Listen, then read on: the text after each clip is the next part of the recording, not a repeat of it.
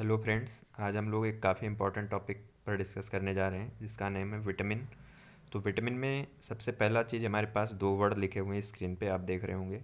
तो कीड़ा और WBC लिखा हुआ है। तो इसका मतलब ये है कि कुछ विटामिन्स ऐसी होती हैं जो फैट में सॉल्युबल होती हैं और कुछ विटामिन्स ऐसी होती हैं जो वाटर में सॉल्युबल होती हैं। और ये क्वेश्चन अक्सर एग्जाम में पूछा जाता है कि इनमें से कौन सी विटामिन फैट सॉल्युबल है और ऑप्शन दे देगा, और इनमें से कौन सी विटामिन वाटर सॉल्युबल है, फिर 4 ऑप्शन देगा। तो काफ़ी कन्फ्यूजन रहता है, उसको दूर करने के लिए हम आपके पास शानदार ट्रिक लेकर के आए हैं। तो देखिए, फैट सॉल्युबल विटामिन को लर्न करने का जो तरीका है वो वर्ड हमारे पास होना चाहिए कीड़ा। कीड़ा वर्ड से आप सारे फैट सॉल्युबल विटामिन्स को याद कर सकते हो। विटामिन के, vitamin E, vitamin D, vitamin A. यहाँ से आपको फैट सॉल्युबल विटामिन्स आसानी से याद हो जाएंगी। और वहीं पर वाटर सॉल्युबल विटामिन की अगर बात करें तो WBC। तो विटामिन बी और विटामिन सी किस में सॉल्युबल है? वाटर। W फॉर वाटर यहाँ पर है। तो यहाँ से आप आसानी से याद कर सकते हो कि जो वाटर सॉल्युबल विटामिन है वो आपकी विटामिन बी और विटामिन सी है। फिर कुछ और क्वेश्चंस की अगर हम बात कर लेते हैं तो विटामिन से एक क्वेश्चन पूछा जाता है कि विटामिन शब्द की खोज किसने की? तो एक साइंटिस्ट थे जिनका नाम था फंक। तो फंक ने विटामिन की खोज की थी। फिर यहाँ से आपसे और भी डिजीज़ से रिलेटेड क्वेश्चन पूछे जा सकते हैं। जैसे क्वेश्चन कई बार पूछा गया कि विटामिन के जो होता है वो किस लिए रिस्पॉन्सिबल होता है, हमारे बॉडी में विटामिन के का क्या यूज है? तो विटामिन के जो होता है खून का थक्का जमाने के लिए रिस्पॉन्सिबल होता है, ब्लड क्लॉटिंग के लिए रिस्पॉन्सिबल होता है। तो काफ़ी इंपॉर्टेंट क्वेश्चन बनता है विटामिन के से, जो कि काफ़ी बार पेपर में पूछा गया है। तो विटामिन के जो होता है ब्लड क्लॉट करने के लिए रिस्पॉन्सिबल है। मैं यहाँ पर लिख रहा हूँ, ब्लड क्लॉटिंग, खून का थक्का बनाने के लिए विटामिन के रिस्पॉन्सिबल है।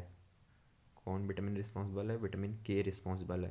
तो ये चीज़ काफ़ी इंपॉर्टेंट है, यहाँ से आप इसको याद रख लीजिए। फिर अगर हम बात करते हैं विटामिन ई की, तो विटामिन ई जो बॉडी में मॉइस्चर होता है उसके लिए रिस्पॉन्सिबल है। विटामिन डी सनलाइट से हमको मिलती है, हमारी स्किन बना लेती है सनलाइट के प्रेजेंस में विटामिन डी को। और विटामिन ए से काफ़ी बार क्वेश्चन पूछा जाता है कि विटामिन ए से नाइट ब्लाइंडनेस, रातौंधी नामक रोग हो जाता है जिसको हम नाइट ब्लाइंडनेस बोलते हैं। तो नाइट ब्लाइंडनेस नामक रोग जो होता है वो किससे हो जाता है? विटामिन ए की कमी से हो जाता है नाइट ब्लाइंडनेस नामक रोग।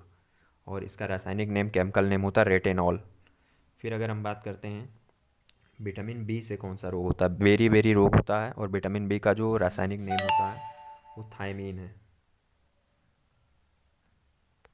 केमिकल नेम इसका थायमीन होता है और इसकी कमी से बेरी बेरी नामक रोग हो जाता है। तो ये चीज़ आपको याद रखना है कि इसकी कमी से बेरी बेरी रोग हो जाता है और इसका केमिकल नेम पूछा जाता है तो थायमीन इसका केमिकल नेम है। फिर विटामिन सी की अगर हम बात करें तो विटामिन सी जो होता है, विटामिन सी का केमिकल नेम एस्कॉर्बिक एसिड है। इसका केमिकल नेम जो होता है वो एस्कॉर्बिक एसिड होता है। और ये खट्टे फलों में पाया जाता है, सिट्रस फूड में पाया जाता है, जैसे लेमन हो गया, आंवला हो गया, इन सारी चीज़ों में ये काफ़ी मात्रा में पाया जाता है। और विटामिन सी जो होता है इसकी कमी से स्कर्वी नामक रोग हो जाता है। तो ये काफ़ी इंपॉर्टेंट है, यहाँ से आप याद रखिए। तो इस वीडियो से आपको किसी भी कंपटीशन एग्ज़ाम में 1 नंबर का क्वेश्चन ज़रूर देखने को मिलेगा। और क्लास 10th और 12th के बोर्ड एग्ज़ाम में भी यहाँ से क्वेश्चन पूछे जाते हैं।